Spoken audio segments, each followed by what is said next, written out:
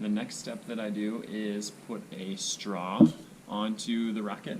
And the reason I put a straw onto the rocket is that's what holds it onto the launch pad. So this one is camouflaged because it's black, you can't really see it.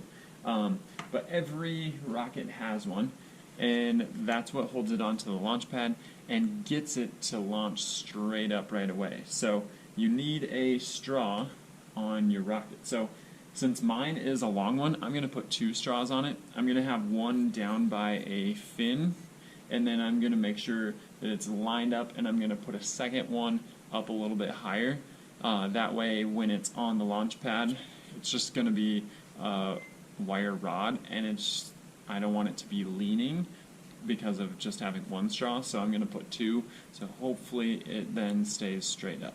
So if I put one straw next to my fin here, I want to make sure it's lined straight up, so I'm going to use a yardstick and get it lined up next to the fin, which is kind of tough to do by yourself, but line it up so I've got it on the fin that I want, and then I'm just going to go straight up from there and put a little mark, and that way I know where I want my straws. One reason I put my straw next to my fin, it's just going to help support the fin and the straw so they would kind of work together. So put some glue there. I like to gob it in there. So I've got plenty. Place my straw. And like I did for the fins, make sure I hold it so it's in place.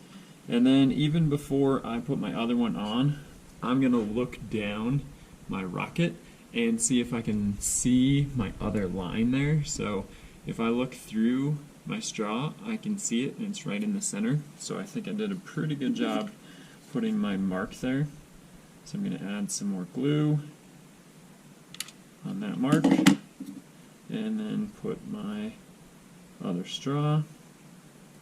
And before it cools, I want to do the same thing. I want to look down and make sure I can look through both of my straws. That way they're nice and lined up, and it looked good to me. So I think I'm ready to basically launch. I'm pretty much done. So I've got my rocket, I've got my nose cone, I've got my straws for my rod holder, I've got my fins, and one of the most important parts, I have my engine holder, and my engine doesn't fall out if I shake it, so it passes the shake test, and it's going to stay there by itself, but I can still pull it out. So I've got all the components that I really need. The last thing that is, I guess, kind of just the fun part is if you want to decorate your rocket, you can, but remember that decorating a rocket doesn't make it go higher, okay? It's all about building the parts appropriately. If you have tiny little fins that are flimsy, your rocket's probably not going to fly very well. If you don't have a nose cone, it probably won't fly that well either, okay? If you don't have straws lined up, it might not even make it off the launch pad.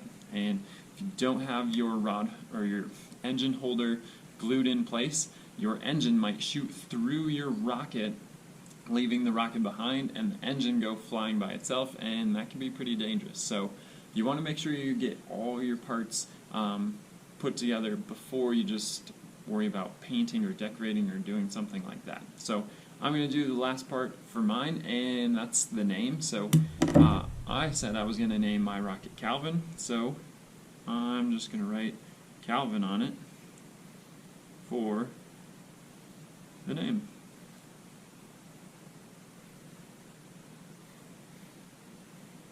So I've got my name.